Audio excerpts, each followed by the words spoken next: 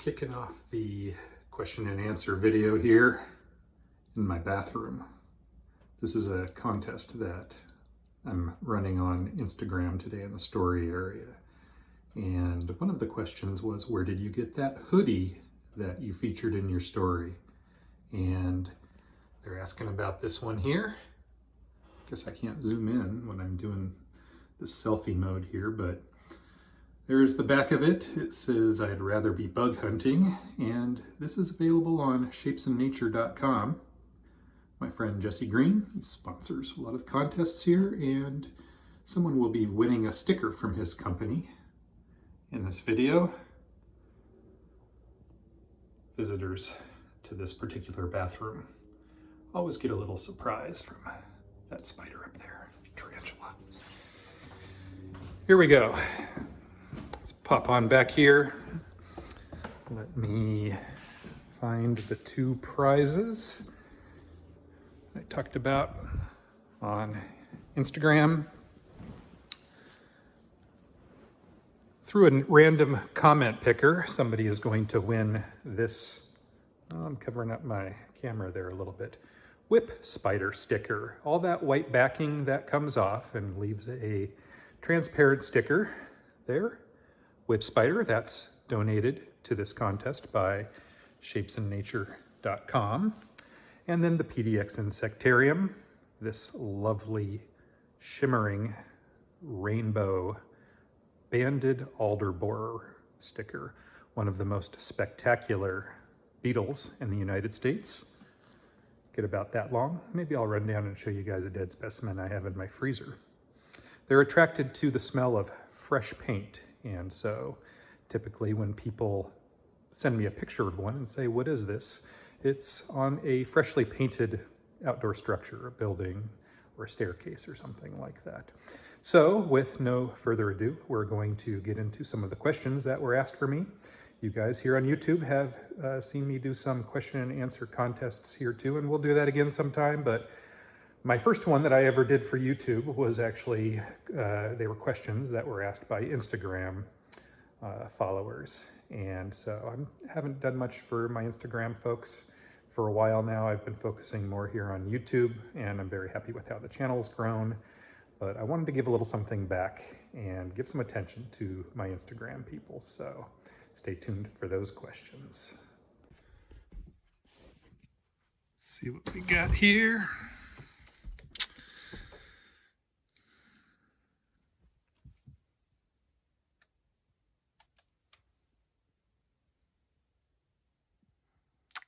Where are they? Here we go.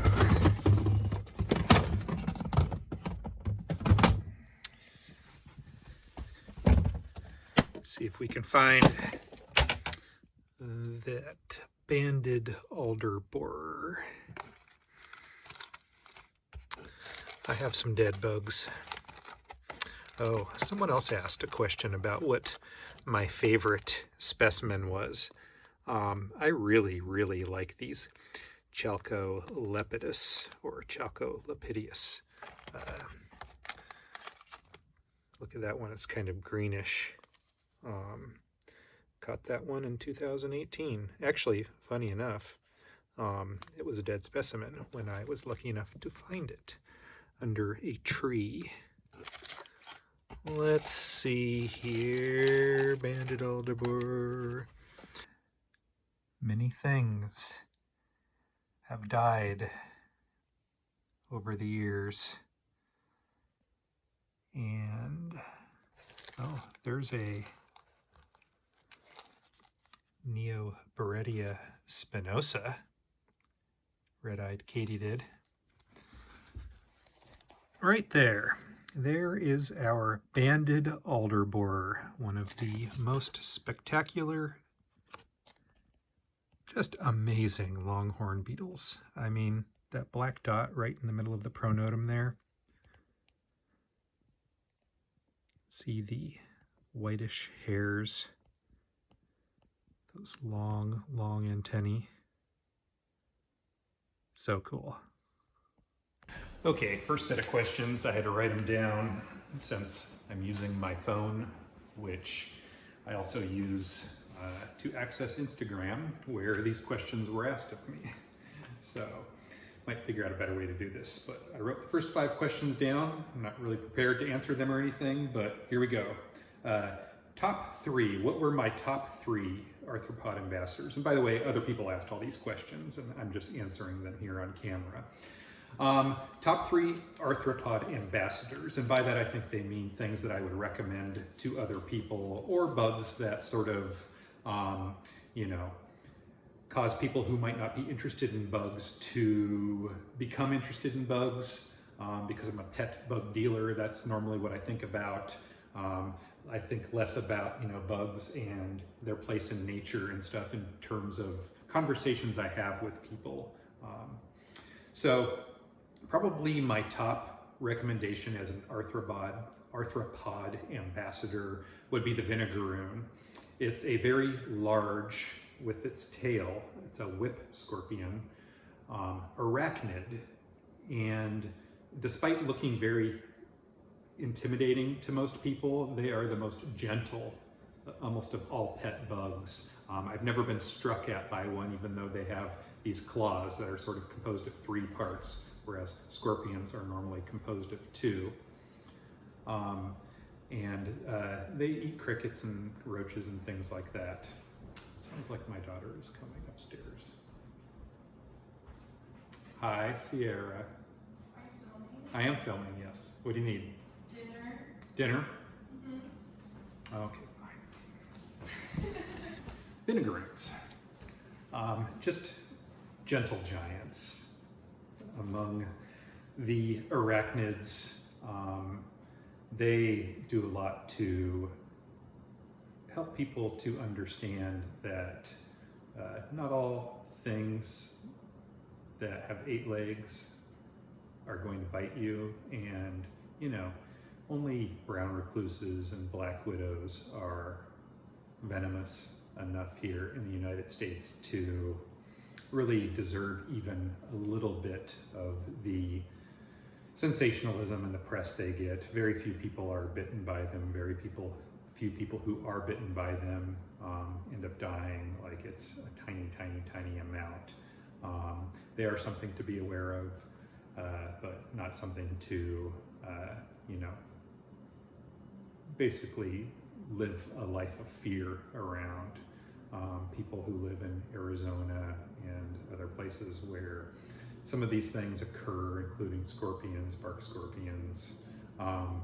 You know, they're just cautious. They just go about their daily lives all the time. They forget that they're surrounded by these things. They kind of have it always in the back of their mind, in the same way we do look both ways before we cross the street, for example. You just kind of know that you don't stick your hand into, you know, underneath something in your garage. There's a possibility that there might be something down there that can bite you. The same thing if you're picking up an old board you see, you know, in your yard or in a field or something. There could be nails on it, whatever, you know, common sense kind of things. But the vinegaroons are just harmless. They do have a spray. That's why they're called vinegaroons. It's made in part by acetic acid, and so it smells very much like vinegar, and you wouldn't want to get that in your eyes, nose, or throat, but they're otherwise very gentle to hold. Just for the record, you don't want to get anything in your eyes, nose, or throat, especially during COVID times. We're all very careful about those sorts of things, but you wouldn't ever want to get any kind of spray or liquid into your eyes, nose, or throat. And I've handled vinegaroons for more than half of my life now, and I've never gotten it in my eyes. I've never had any kind of reaction to it on my skin. Of course, different people can be more or less sensitive to certain things. Some people will, you know, wear a ring and have no reaction whatsoever if it's, you know, something less than 24 karat gold, while other people can get a green ring around their finger or have a little bit of a mild skin irritation to that. Again, just common sense sort of things. But another ambassador that I like to mention are the blue death fanning beetles, a very popular pet bug, and that's because of their ease of care and you know, they're so easy to care for. You put them in a tank, you know, with something to hide under during the day. They come out in the evening hours typically, they crawl around, they feed on pretty much anything you offer them in terms of human foods or pet foods. And they're very long-lived, and they're very active in the tank. So they're a good ambassador, and partly too because you can allow young children to handle them, and because they're built like tanks, they're rather impervious to curious young hands. The third ambassador I would like to mention would be the spiny flower mantis, a little bit more difficult to care for than the other two because you have to worry with mantises about having the tank set up correctly so that they can shed their skin or molt properly. But beyond that, it's just a matter of having the correct sized foods for the age of your mantis. And I'm going to be doing a video on them rather soon. I have a great clip that I'm excited to share with you. I actually made this clip when my YouTube channel was new, but I haven't actually ever made it public yet. I'm really personally very entertained by this clip, and I've been kind of saving it to when I had a few more followers, and I don't know, I might do it soon. Haven't decided yet, but mantises are always fascinating pets. They're very aware of their surroundings, much like jumping spiders, which could be a contender for top 3 also, but we already had one arachnid. So mantises, their eyesight is very good, and people can relate. It's almost like the mantis is looking back at you, almost like you can have a relationship with it and interact with it. Plus, they're predictable. You can throw a fly or a cricket or something into their cage and you know what happens next. And so there's maybe an element of trust or dependability in there somehow. Next question was, if I had to have an insect in my brain controlling me, which would I choose? These creativity questions I don't tend to do really well with, partly because I think I have a rather logical brain. I do have a creative side too, and but you know, if it's a forced kind of creativity that someone is sort of imposing upon me, I guess I have an obstinance towards it. I've answered this question in a similar way before, and I think I said some kind of wasp, and maybe a mud wasp. You know, I'm a father. My youngest is 19 now, and she's the one that wanted dinner a few moments ago. So we made a phone call. We're gonna have some Thai food tonight, by the way. But wasps, mud wasps, they gather food in the form of spiders frequently.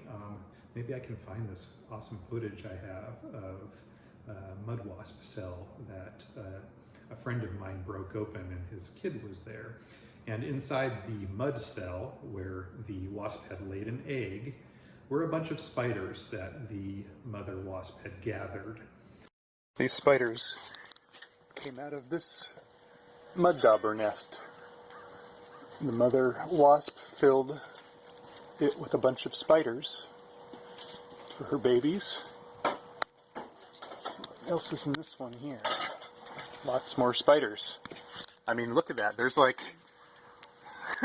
so many spiders. Oh my cow. There are like 10 spiders in each one. Wow.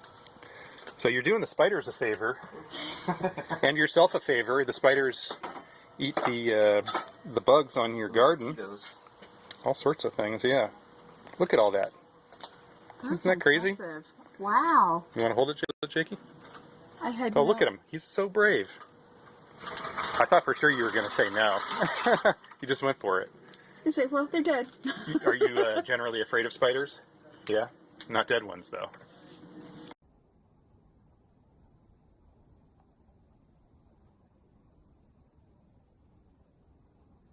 This yellow jacket is hunting spiders.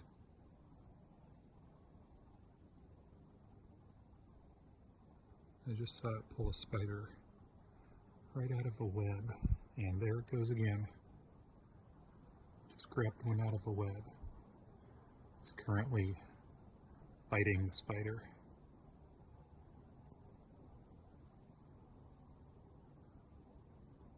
And now carrying it away, not sure to where.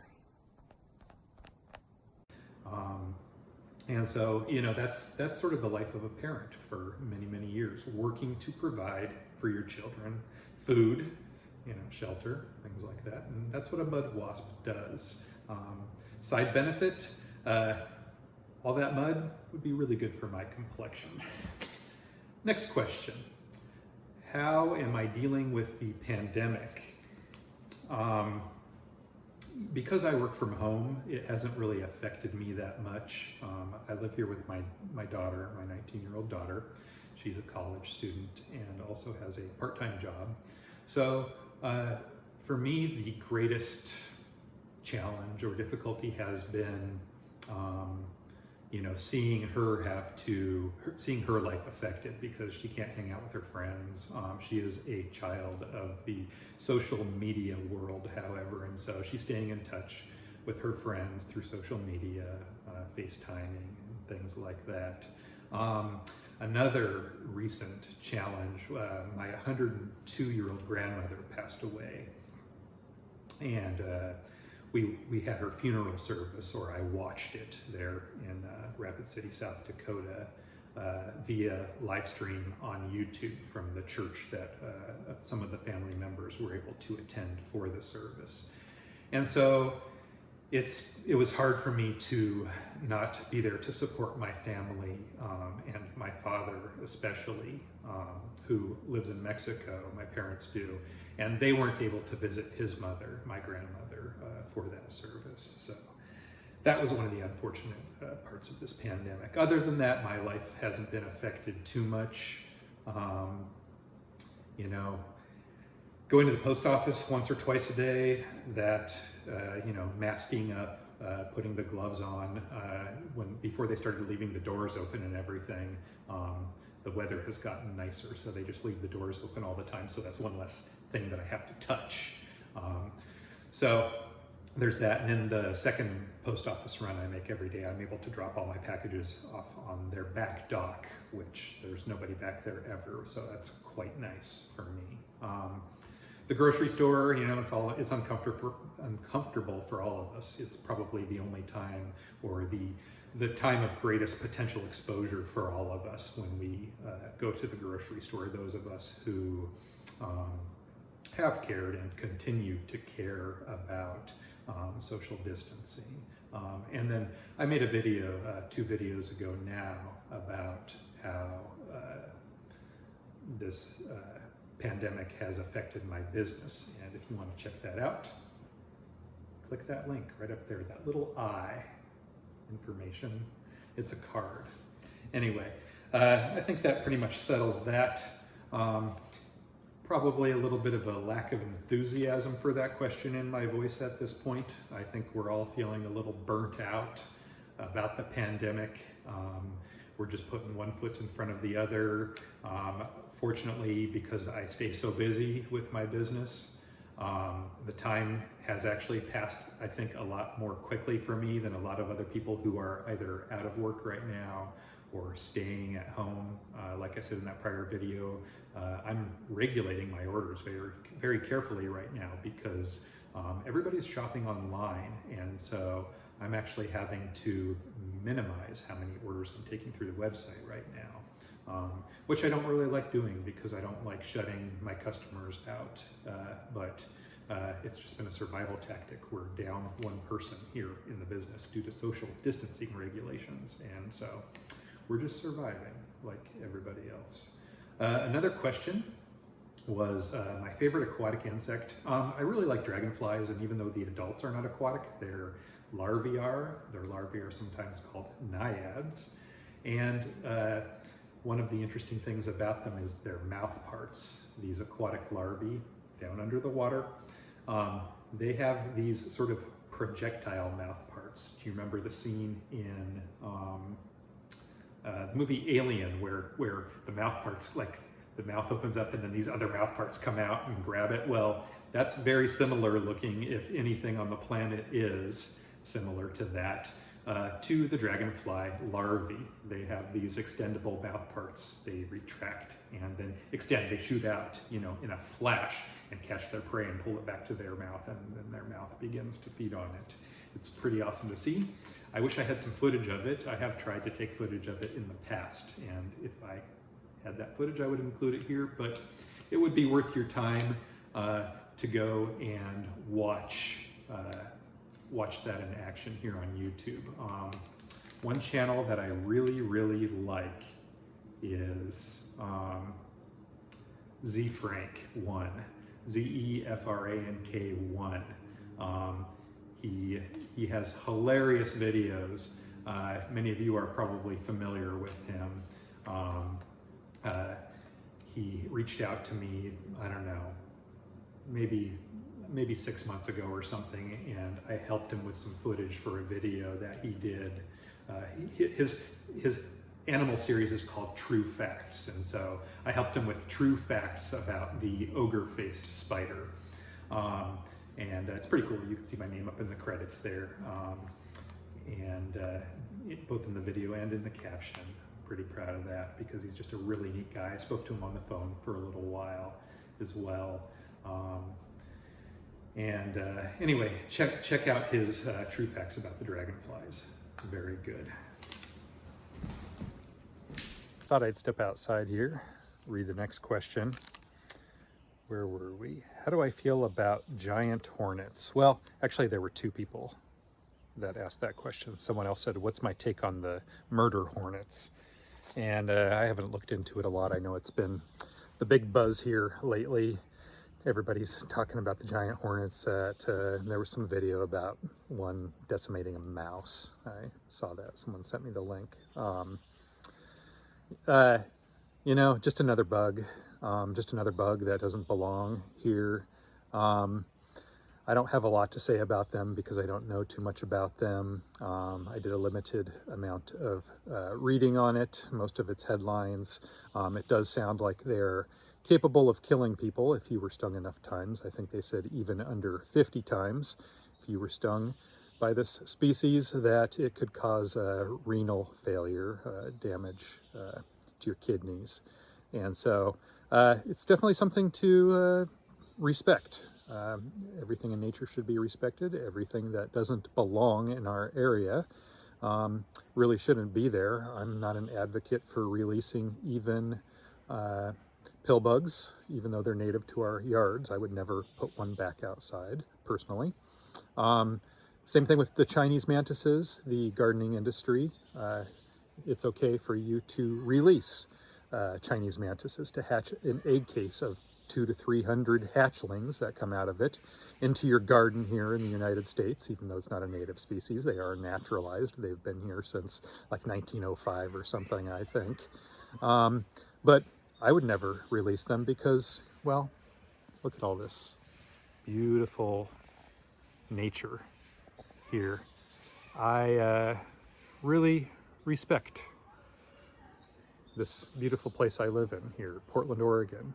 And the idea of, you know, releasing something else into this beautiful ecosystem that doesn't belong here and that's going to compete, maybe out-compete some of the bugs that belong here, I just wouldn't do it. So I feel the same way in terms of those giant hornets. Sure, they are decimating honeybee hives and things like that, but a lot of people don't realize that honeybees too are not native to the United States.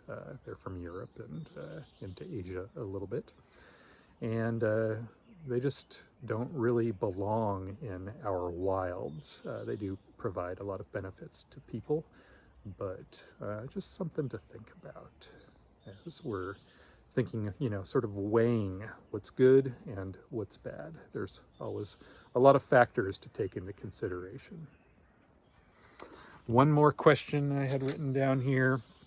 The most misunderstood bug people are afraid of. I kind of touched on this a moment ago when I was talking about the vinegaroons being a good ambassador for arachnids. And then also in mentioning the black widows and the brown recluses.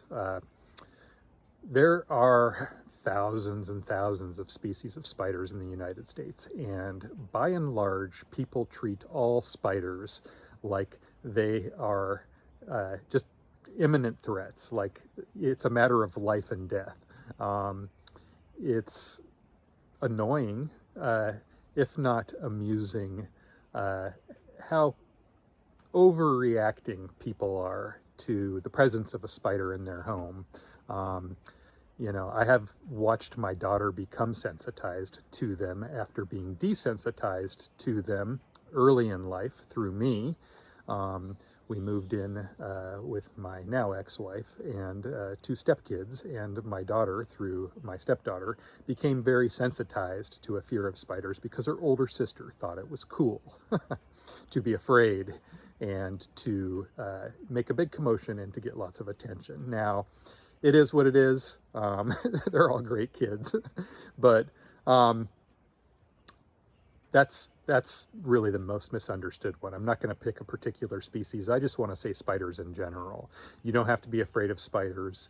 I'll show you some handling videos, perhaps in conjunction with this clip after it, so that you guys can see how I'm not afraid of spiders. Genus Argiope. Yeah. This might be Trifasciata, a banded Argiope. I love their web. It's so strong. You got a container for it at home you want to put it in? Mm-hmm. Is there only one? Probably. I didn't order it. It was just thrown into the box. She may make an egg case. And I want to try with our local weavers. They have one at OMSI. Do they? Yeah.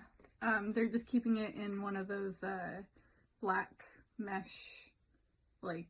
Oh my gosh, it just pooped everywhere. It was a waterfall. Wow. But none of it went towards you. Great. Yeah. I'm glad you got that on camera. A spiny-backed orb weaver spider. And if you look carefully, you can almost see a face there on the back of its abdomen. Some people, places where these spiders come from, call them crab spiders.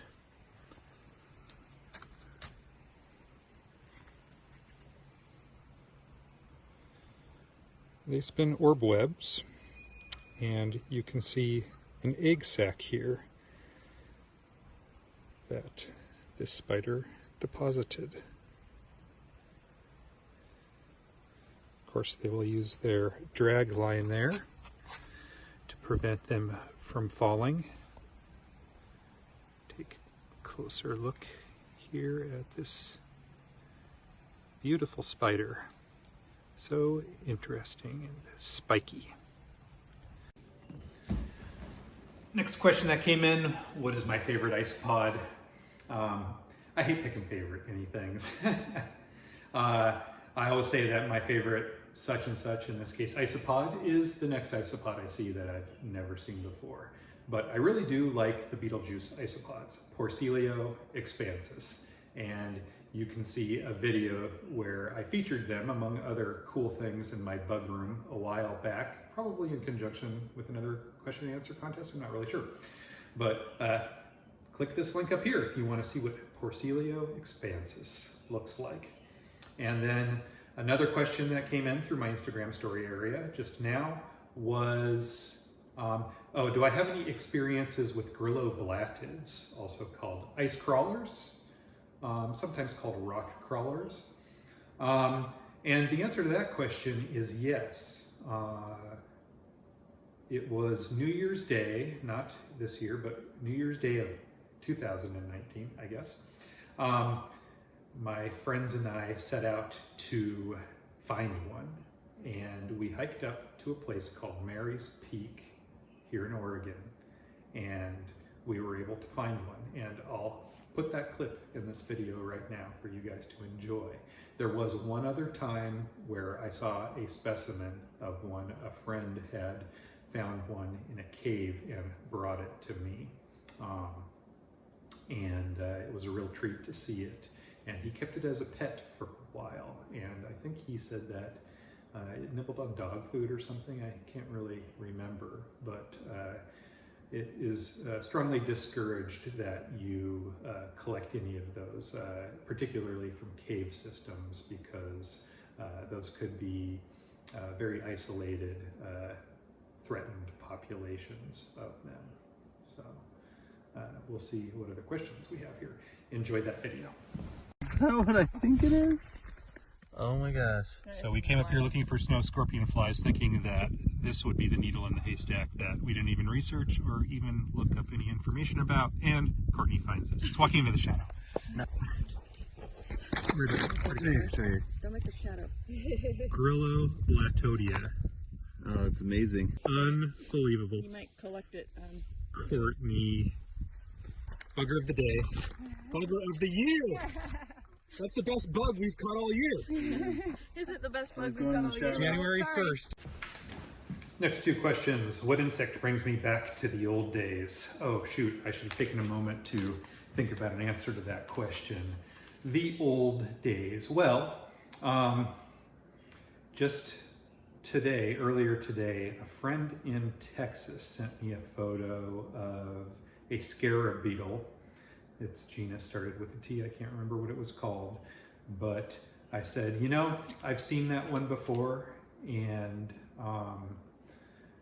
you know, I've never seen a living specimen of it, but it was in my 1980 field guide that I got in 1982, and coincidentally, this ties into the story rather well, I think, that same friend, who I think is the same age as me, got the same book in 1982 for the same holiday, for like Christmas time. My birthday's around Christmas time too. So for Christmas, we both got the same book, the same year, we're the same age. You know, in 1982, it was really a cool thing. And so he and I are often sharing memories back and forth about that particular book. And I can't remember the name of the beetle right now off the top of my head, but it was a timely question in that sense anyway. I am inclined to being sentimental about things from my childhood. I had a very buggy, happy childhood. Someone said very simply, how are you? You know, today is Wednesday.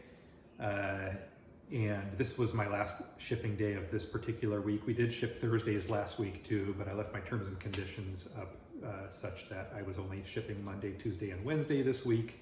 I mean, the weeks are crazier for me. I work all day from the time I get up in the morning on Sunday till the time I go to bed on Sunday night. Same thing on Monday, same thing on Tuesday, and now the reason I'm running this question and answer contest on Instagram is because I finally get a chance to take a breather. And some people would say this is still part of the job, what I'm doing now, but this is what I actually really enjoy. I love making videos for you guys, whether it's people on Instagram, whether it's people on YouTube. I love that, you know, that sort of just informal interactivity of you know, posting a video somewhere and then people commenting on it. You know, it's kind of a way of giving back to all of the people that, you know, take care of me during the week in terms of placing orders, helping me pay my bills. But I really do enjoy it. And now, while I can't be out with my friends, you know, looking for bugs like we do on the Arizona trips, I'd be on a trip right now. I swear I'd be going somewhere this weekend if I could be. Actually, I might be. I'm very tempted to pop out to the desert here in the next couple days. And if I go, I'm going to take you guys with me. Oh, I see my daughters just getting back with our food. So I'm going to see if I can knock out this one last question very quickly. Can we see my whole collection and how I house them? No. I did promise people on YouTube here that when I hit like 50,000 subscribers, I'd give everybody a tour of my bug rooms. But I'm gonna hold out on that. My cages are all functional. They're not design cages. You know, they're not display cages. And so that's not a video you're going to see me make for a long time until this channel becomes so successful that, you know, basically I can hire yet one more employee to make everything look pretty for you guys. So with that, going to hear that car door slam here in just a moment, and that front door open. Oh, my time, oh, there she is. Clicking the button there. I told her not to click 1,000 times because it upsets the neighbors when you press that lock button and your horn sounds. Oh, I'm just making a YouTube video over here. What's for dinner? We're having Thai food, cashew chicken, Yeah. and salad rolls, Uh-huh. and rice, and I'm very excited. As am I. Can you open that for me, please? Okay, so during our mukbang today, we're gonna be eating some salad rolls, and they have some shrimp and green stuff, and peanut sauce. One of these things is not like the others. One of these things just doesn't belong. Can you tell which thing is not like the others by the time I finish my song? Hey, if you like me, give me one of those thumbs up. And please subscribe and hit the little bell so you know when I post next. Please share me with your friends on social media. Thank you for watching.